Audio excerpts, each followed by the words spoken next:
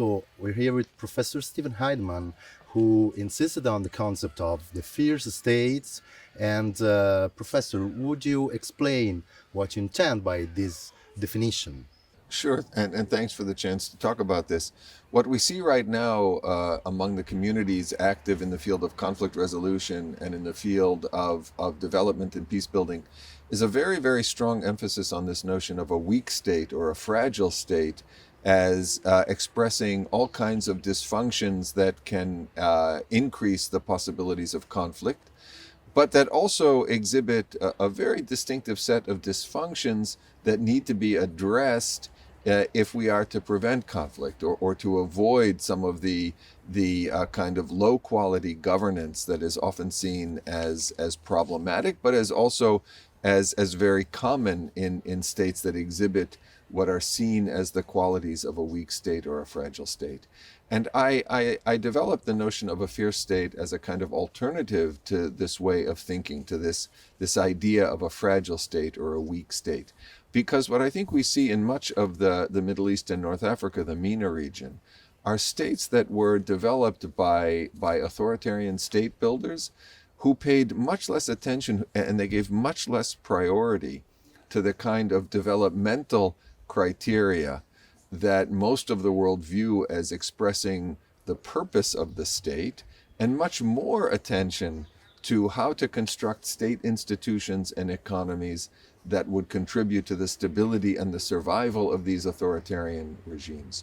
And that means that these state builders invested in strengthening state institutions and building state capacity, in particular in the areas that they thought would help to stabilize and secure these regimes. So we see these states that have massive national security apparatus. We see states that have invested very heavily in building political economies that generate the resources that elites need in order to sustain and secure these authoritarian regimes. And so when I talk about a fierce state, I'm talking about a way of understanding state development and governance that operate on the basis of very different priorities than we would expect if these were developmental states. And I think this has all kinds of implications for the sorts of policies that these states pursue and for the way they build relations with the societies over which they govern. And so I wanted to have an alternative concept available to help us think about these states in a way that did not reflect what I view as some of the somewhat inaccurate starting points that we see in the concept of fragility or state weakness. Would you explain more in depth what the policy implications are from this definition? Sure, thank you. Well, I think among the implications are how we think about the kinds of reforms and the kinds of interventions that external actors should have in mind when they engage with what I call fierce states. Because most often, these interventions are directed at improving the quality of governance, at working with these states and these regimes to try to address some of the areas of weakness in terms of service delivery or in terms of inclusion or equity that are associated with a developmental state.